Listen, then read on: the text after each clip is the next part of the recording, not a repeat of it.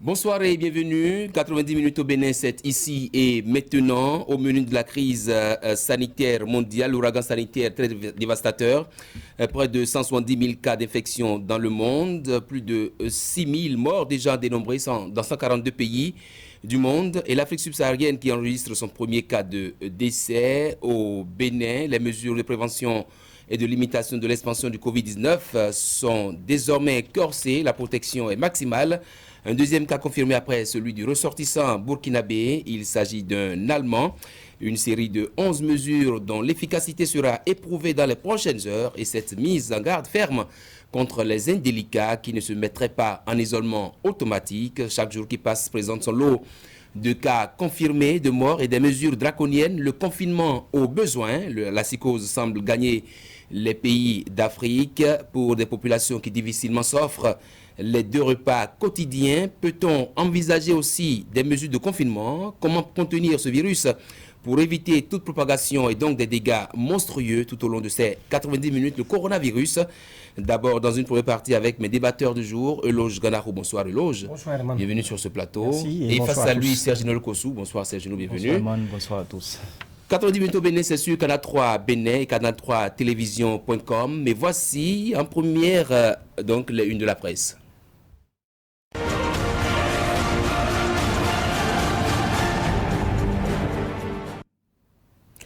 Fraternité pour démarrer, second cas de coronavirus confirmé au Bénin, protection maximale, les mesures prises par le gouvernement. Dr Kessile Saré Tchalla sur le Covid-19, je cite, pour une réelle prise en charge des patients, il faut une assistance respiratoire artificielle. Et puis professeur Nestor Haro au sujet des dates de démarrage de saison, ce n'est pas dès qu'il y a pluie qu'il faut semer. Et en toute vérité, cette chronique signée Moïse Dossoumou, Covid-19, second cas au Bénin. La nation lutte contre le coronavirus au Bénin. De fortes mesures de protection. La conclusion du Conseil extraordinaire des ministres. L'Église catholique conjugue foi et raison. Lavage de mains au savon, une mesure essentielle. Le potentiel, Conseil extraordinaire des ministres à propos du coronavirus. Le tour de vis de talon, les 11 mesures infaillibles prises par le gouvernement, 10 milliards de francs CFA déjà mobilisés pour la riposte. L'opinion aujourd'hui, réplique efficiente contre la propagation du fléau. Le Bénin déterminé à lutter contre la propagation du virus. Des résultats de recherche qui autorisent l'espoir, nécessité d'une prise de conscience collective et puis des expatriés mis en isolement pour non-respect des consignes. Libération contre la pandémie en vigueur, de nouvelles mesures du gouvernement Talon, le ministre de la Santé, pour le strict respect des dispositions. Le Bénin a pris toutes ses responsabilités. Nouvelle expression à présent, coronavirus au Bénin. Les 11 mesures du gouvernement Talon, 3 expatriés mis en isolement, poursuite judiciaire envisagée contre les contrevenants. Le Soleil Bénin Info. Face à l'avancée du coronavirus dans le monde, le Bénin se barricade. Les mesures radicales du gouvernement intégralité du Conseil extraordinaire des ministres d'hier, de ce mardi. Donc, l'événement précis, Conseil extraordinaire des ministres sur le coronavirus. Le régime Talon prend 11 mesures drastiques, suspension de toutes les manifestations. À lire le ministre Rung Patin qui brandit des sanctions contre les contrevenants, gel désinfectant et cache-nez déjà en rupture de stock dans les pharmacies. Et puis donc on finit par le matin, Conseil extraordinaire des ministres contre le Covid-19. Voici les mesures du gouvernement. Bénin intelligent, coronavirus au Bénin, un deuxième cas détecté. Talon confine, mais ne ferme pas. Quarantaine forcée pour les expatriés. Le Béninois libéré, pour finir, Conseil extraordinaire des ministres sur le coronavirus. Les grandes décisions, les 11 dispositions rigoureuses et très efficaces qui démontrent que le gouvernement a pris la mesure de la situation, l'intégralité du communiqué de ce Conseil extraordinaire. Retour donc plateau, je retrouve mes 2 débatteurs du jour et c'est parti pour le duel.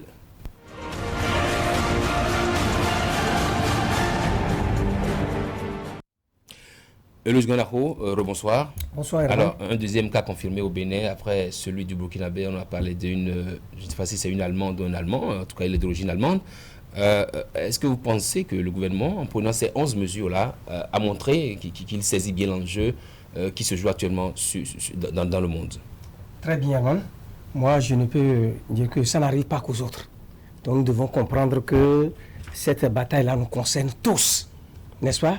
Nous avons vu avec quelle fermeté, avec quelle rigueur, avec quel sérieux les États européens et même les États-Unis actuellement sont à pied d'œuvre, n'est-ce pas, pour prévenir. Parce que l'essentiel d'abord, c'est de prévenir. L'essentiel, ce n'est pas d'attendre que cette bombe virale, n'est-ce pas, atteigne tous les continents et que nous cherchions maintenant des solutions. Donc c'est déjà bien que le Bénin aussi emboîte le pas aux autres États. Un gouvernement responsable, sérieux, devrait aussi chercher à prévenir. Et ce qui me réjouit, moi, ce n'est pas maintenant que l'État béninois a songé à prendre des mesures. Parce que lorsqu'on parle du Conseil extraordinaire des ministres, on parle des 11 mesures, c'est comme si c'est maintenant le gouvernement s'est réveillé. Moi, je fais le constat selon lequel que le Bénin et ses dirigeants ont pris conscience du fait que il faut déjà prévenir ce mal-là. Mais il a fallu attendre d'abord qu'on ait au moins un cas confirmé, et d'abord le Togolais ou la Togolaise qui est passée par ici, mais le Burkinabé qui est venu au Bénin. Mais que dites-vous pour qu'on aille à ces 11 mesures, alors qu'on avait préconisé je vous suis, Herman, mais que dites-vous des mesures qui étaient prises déjà à l'aéroport, le laboratoire de référence qui est installé, d'accord, le dispositif qui est déjà installé à l'aéroport de Cotonou, avant ce conseil extraordinaire-là, les étudiants béninois vivant en Chine, n'est-ce pas, à qui le Bénin a apporté des assistances financières, et tout récemment, la rencontre des dirigeants béninois, des autorités béninoises, avec les responsables des complexes touristiques et hôteliers, n'est-ce pas, pour échanger sur la question. Donc, je considère que ce n'est pas la panacée, mais c'est déjà quelques mesures qui ont été prises et qui démontrent de cette volonté-là d'anticiper. Oui. Ce sens d'anticipation, j'insiste là-dessus, ce sens d'anticipation et de responsabilité. Parce qu'il ne faudrait pas attendre que la situation s'aggrave avant de réagir. Est-ce que chez nous, vous avez senti, ces mesures du gouvernement, un réel sens d'anticipation? On va dire oui, parce que, comme l'a rappelé le confrère tout à l'heure, ce n'est pas après la détection d'un premier cas que le gouvernement s'est réuni pour faire truc là. Je crois que des mesures ont été déjà prises, notamment par le ministre de la Santé, à travers des messages de sensibilisation aux populations sur les gestes à faire pour ne pas éviter ce virus-là. Mais tout compte fait, je crois qu'il y a un, deux et puis un troisième cas qui est testé négatif de 2 fois, à ce qu'il paraît. Ce qu'on peut dire, c'est que le gouvernement prend la mesure de la situation, parce que moi, je disais déjà que nous sommes en Afrique. Et quand en Afrique, la chaleur humaine, c'est au sens propre comme au sens figuré, c'est le propre de l'Afrique. Et je crois qu'avec ces cas qui sont détectés un peu partout sur le continent, c'est que c'est la chaleur humaine qui prendra un coup. On ne pourra plus se serrer la main comme cela se doit. Parce que quand vous lisez les mesures du gouvernement, il faut quand même éviter ces genres de choses, les attouchements, les accolades, tout ça là. Il faut, et je crois, et qu'on ne doit pas rester incrédule, parce qu'il y a encore certaines croyances infondées qui soutiennent que le maladie n'existe pas, et qu'avec 2 verres de soda-bi, enfin boisson locale du Bénin, produit au Bénin, et qu'on pourrait éviter cette maladie. Mais ce que moi je souhaite, c'est que toutes les populations et que le gouvernement aille au-delà dans tous les villages du pays, dans toutes les contrées du pays, pour que la sensibilisation puisse véritablement porter. Quand on parle de sensibilisation, il faut associer les médias, les radios communautaires dans tout le Bénin pour que le message puisse passer. J'ai entendu rappeler ce message de soutien de l'État béninois aux ressortissants qui sont en Chine là-bas. Mais il a fallu attendre, alors qu'on avait parlé d'auto-isolement, on a attendu d'abord que le premier cas se signale avant d'aller vers désormais la quarantaine systématique pour tous ceux qui viennent, pas avoir IRL ou pas. Selon les informations reçues, le premier cas qui a été détecté n'a pas respecté le dispositif en place, parce qu'il ne s'est pas fait. Il n'a pas respecté le dispositif, c'est-à-dire il fallait. On lui a prescrit l'auto-isolement qu'il n'a pas respecté. Qui n'a pas respecté. Et je crois que ce n'est pas une bonne chose. Moi, j'ai même pensé qu'il doit être inculpé. Parce que, et non seulement ça, pourquoi il doit refuser. Si un dispositif sérieux était mis en place, il ne devrait pas refuser. Et je crois que c'est important aujourd'hui. Le mal est là. Il faut des solutions pour pouvoir éradiquer ce mal-là. Et parmi les solutions que le gouvernement a proposées, je crois que c'est important. C'est d'abord de la responsabilité de chaque Béninois d'accepter ces mesures-là, de faire le geste qu'il faut, se laver régulièrement les mains. Et puis, le virus est là.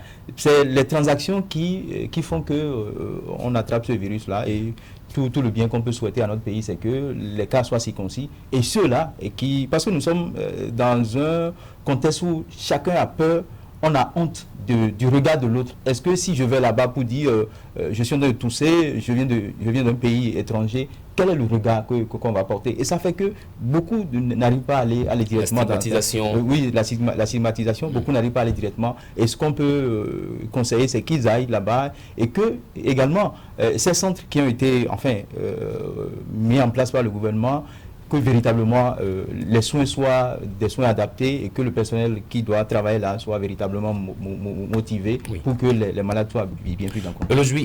Parmi les mesures, on parle de mise en quarantaine systématique sur les sites hôteliers déjà identifiés, on parle de suspension de missions à l'extérieur du pays, sauf nécessité, suspension également de manifestations au grand public. Finalement, c'est des mesures quand même qui auront un coût sur l'économie béninoise. Tout à fait, c'est des mesures contraignantes, comprenez, parce que il faut voir le contexte. Nous sommes en Afrique, la réalité que nous vivons. Lorsque en France, ailleurs, on dit, bon, isolement total, confinement, d'accord, voyez le niveau de vie des Français là-bas. Et d'autres pays européens, ceux-là peuvent, se tirer d'affaire. Mais dans des pays pauvres, comme nos pays, les pays en voie de développement, nous n'avons pas assez de moyens. Avec une population qui vit difficilement au quotidien, vous voyez que c'est difficile. Mais ce n'est pas pour cette raison que nous allons nous dire, bon écoutez, il faut une certaine largesse, il faut plutôt un peu plus de rigueur. Parce que les mesures qui ont été prises, vous voyez, lorsqu'on dit que pour les responsables des transports en commun, il faut faire en sorte que les passagers et le personnel portent des masques. Tout à fait. Et que les passagers, qu'une distance de 2 mètres soit respectée pour une distance de sécurité sanitaire. C'est très difficile. Dans quel moyen de déplacement vous allez voir de transport, vous allez voir les passagers. Au contraire, c'est des véhicules surchargés. Surchargés, donc c'est très difficile à respecter. Mais néanmoins, on doit continuer parce que il semble que c'est exigé par l'OMS. Donc une fois que c'est une norme, on doit pouvoir sensibiliser les populations et tous les acteurs à ce sujet-là. Bon, lorsqu'on dit que au niveau des églises, il faut que les gens s'asseyent et qu'il y ait une distance de 2 mètres entre les fidèles, on peut dire que ce n'est pas réaliste. Mais on doit quand même faire l'effort. Même si cette distance n'est pas respectée, mais il faut qu'il y ait une distance raisonnable. De toutes les manières, il faut sensibiliser les populations à ce sujet-là. Donc ces mesures-là, je crois qu'il y a une certaine objectivité. Bon, même si... Justement, quand on parle de distance de mètres au moins, pour ce qui est du transport en commun, ça rappelle un peu la vie de l'étudiant. Est-ce que vous voyez des étudiants dans des bus en train de rester à 1 mètre alors qu'on fait 2 à 2, on fait quelquefois 3 sur 2 la pratique sera difficile. Mais il faut continuer de sensibiliser les populations à ce sujet. Mais finalement, c'est des mesures il y a des mesures qui vont se révéler inopérantes. Oui, il y a des mesures qui, à coup sûr, vont se révéler inopérantes par rapport aux mesures qui concernent les transports.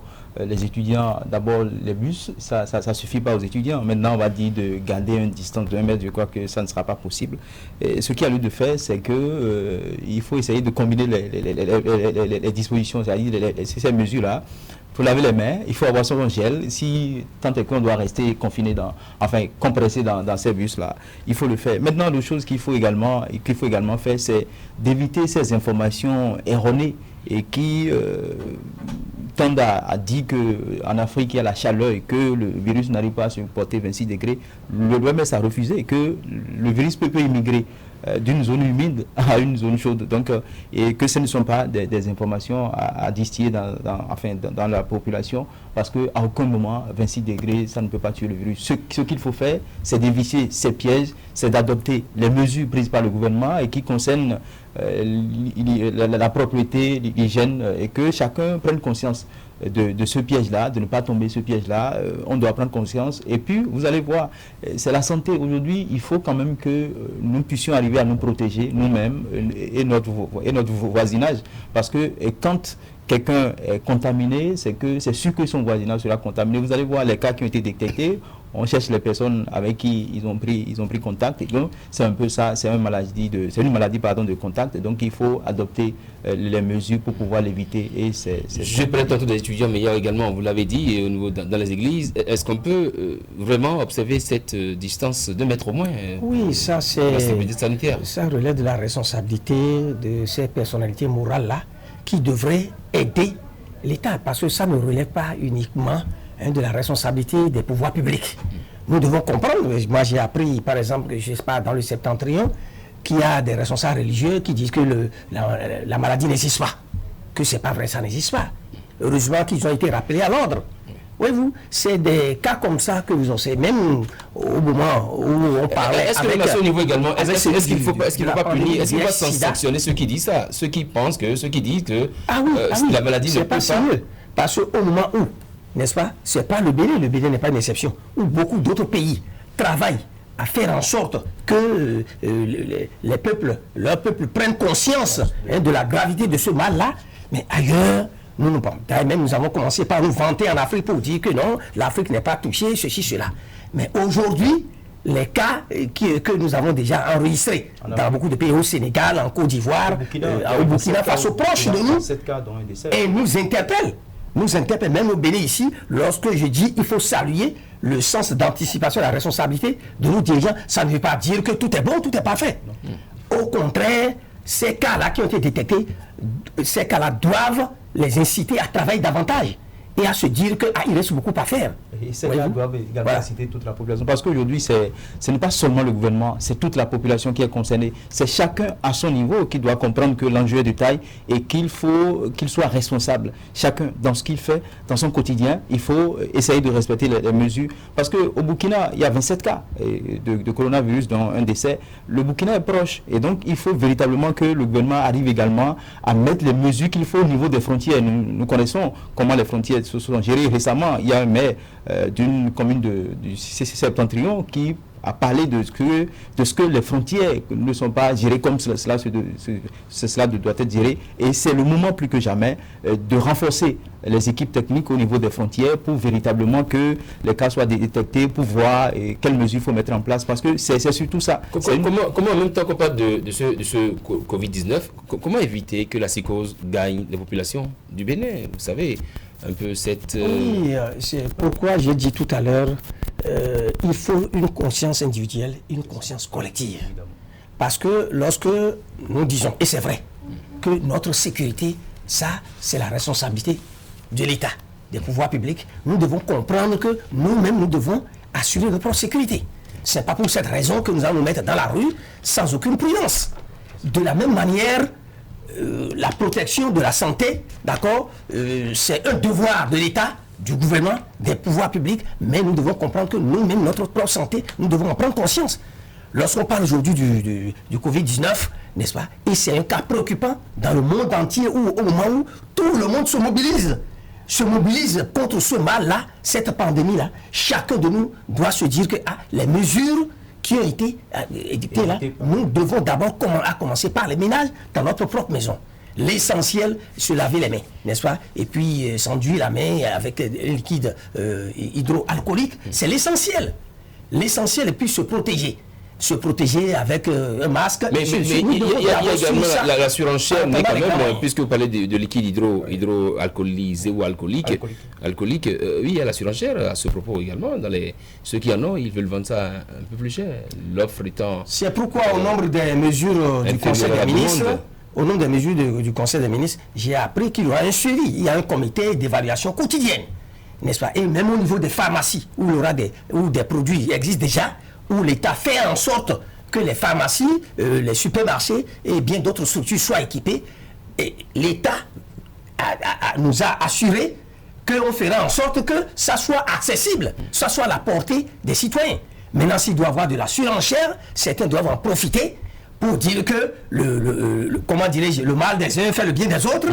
C'est de la responsabilité de l'État de les interpeller, de les rappeler à l'ordre. Donc tout cela, si c'est bien suivi, je crois que nous aurions fait un pas. Et la prévention, c'est primordial parce qu'on dit qu'il vaut mieux prévenir que guérir. Est-ce qu'on peut éviter la surenchère à ce niveau? Oui, pour qui connaît un peu les habitudes des Béninois, ça sera difficile. La demande est supérieure à l'offre. C'est la loi du marché. Oui, c'est la loi du marché. Ça sera difficile parce que nous sommes en face d'un mal qui se propage très vite. Est-ce qu'on aura le personnel qu'il faut pour faire ce suivi? Parce qu'il faut aller voir les prix qui sont pratiqués dans les pharmacies. Moi, je crois, il y a de cela 2-3 jours, j'ai acheté un gel à 800. Hier, je suis allé, on m'a dit que c'est à 2000. Donc je me dis, bon, peut-être qu'on a détecté un cas, et bon, il faut quand même qu'il y ait de la surenchère, il faut profiter de cette situation. Et c'est le peuple du Béninois, et c'est le peuple de l'Africain. Quand il y a un mal, chacun veut profiter. Maintenant, ce mal, est-ce qu'il y a de profit à gagner dans ce mal-là? Je me pose la question. Parce que c'est tout le monde qui est concerné.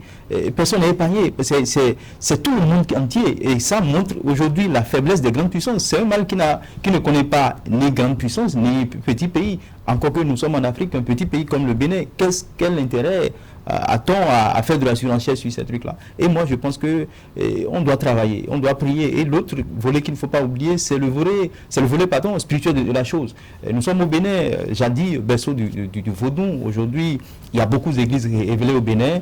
Et il y a une liberté, il n'y a pas de religion d'État, mais il y a plusieurs confections au Bénin. Il ne faut pas oublier cet aspect des choses. Il faut prier également. On va exhorter tout le monde à prier pour que le mal soit exorcisé. Et je crois, nous, on l'a fait, nous, enfin, à le potentiel, on a fait une analyse pour demander au gouvernement d'associer les prêtres du phare pour voir si est-ce qu'il y a possibilité de consulter le phare pour faire des cérémonies propitiatoires et quand même à même de conjurer vous parlez du phare. Non, on parle du phare.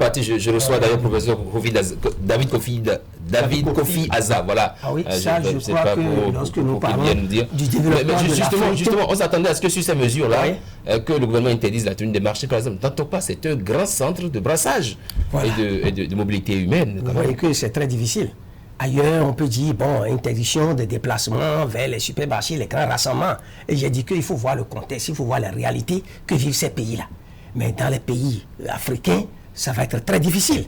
Voyez-vous, demander aux populations de ne pas sortir, cette façon de confiner, ça va être difficile à vivre. Vous êtes d'accord avec moi? Donc il faut continuer de réfléchir. Mais nous devons nous en tenir déjà au peu que nous avons. Les mesures qui ont été déjà prises, tout à l'heure il a évoqué, comment dirais-je, la religion endogène. C'est très important. D'ailleurs même nous combinons ici déjà le moderne et le traditionnel. Et ça marche.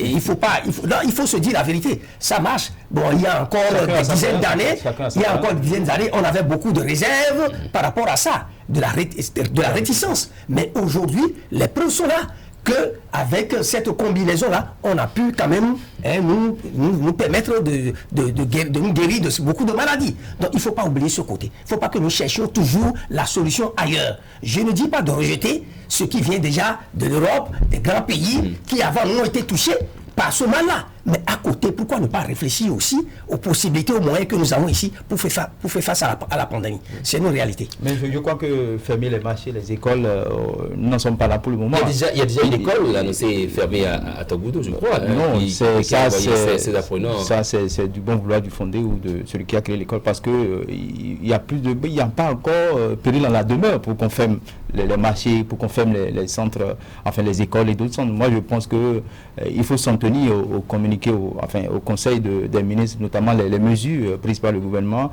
Et ça va beaucoup nous aider, parce que si on décide aujourd'hui de fermer les écoles, de fermer les universités, encore qu'il y a des mesures dans les universités, quand vous prenez l'université nationale, enfin l'université le recteur a fait interdiction de tout voyage. Je crois que ces mesures peuvent aider, notamment au niveau des banques où il y a des brassages. On peut mettre le gel hydroalcoolique là et faire injonction à tout client qui vient à la banque de se laver les mains d'abord avant de faire truc là. Moi je pense que pour le moment il n'y a pas également, la peur est ailleurs, la psychose est ailleurs pour le moment, pas au Bénin. Et je crois, et j'ai la ferme assurance que Dieu va nous aider, parce que quand la situation est comme ça, il faut appeler la providence, il faut appeler Dieu. Est-ce que vous pensez que, vu la situation qui prévaut actuellement, avec cette psychose-là générée par le Covid-19, est-ce qu'on pourrait aller vers le report des communales? Ah, là, je n'envisage pas ça ici. Je dis qu'il ne faut pas que nous cherchions à copier automatiquement ce qui est fait ailleurs. Copier, coller, chercher à recourir, non. Je dis il y a des mesures objectives, pragmatiques. Pour éviter la propagation du virus, ça peut demander qu'on reporte les communales, étant donné que généralement le second tour des communales, ça ne veut pas dire qu'on doit reporter automatiquement les élections également ici. Il faut que nous nous en tenions aux mesures déjà annoncées par le gouvernement. Le gouvernement, c'est l'essentiel. On a fermé les écoles, les universités ailleurs. Mais ça ne veut pas dire qu'on doit le faire aussi automatiquement ici. Ouais. D'accord, même les statistiques, ailleurs où on a des milliers déjà de personnes touchées, ici on a quelques cas. Je ne dis pas qu'il faut banaliser. Deux pour le moins. Mais ça doit nous responsabiliser. L'essentiel, c'est de s'en tenir aux mesures prises et de se dire que, à côté des efforts que fait déjà le gouvernement en place, nous, Béninois, nous, citoyens, nous avons aussi notre partition à jouer. Nous avons une part de responsabilité en nous disant que, attention, si je suis contaminé, alors c'est ma vie qui est menacée, c'est ma vie qui est en danger. Donc je dois respecter ces mesures-là pour ma vie. Donc lorsqu'on aura fait ce travail-là et que chacun fera l'effort de prendre conscience et de respecter les mesures qui sont en cours, je crois que de manière conjuguée, les efforts du gouvernement, les efforts de chacun, ça pourra nous aider, n'est-ce pas, à vaincre le mal. Oui. On peut pas des élections, oui et non, à mon niveau, parce que ça oui et non. Oui et non. Oui, dans le sens où si on arrivait à détecter plusieurs cas, je crois que le gouvernement prendra la mesure de la situation et sera obligé de reporter les élections. Non, parce que on ne peut pas copier ce qui est fait ailleurs, comme l'a souligné le confrère. La Côte d'Ivoire, on sait qu'il y a des fermetures, il y a d'autres pays qui ont reporté des élections. Et il faut véritablement que nous soyons à ce niveau donné, à ce niveau qui va nous permettre de reporter les élections, parce que reporter une élection, c'est beaucoup d'argent sur l'économie, enfin sur le budget national.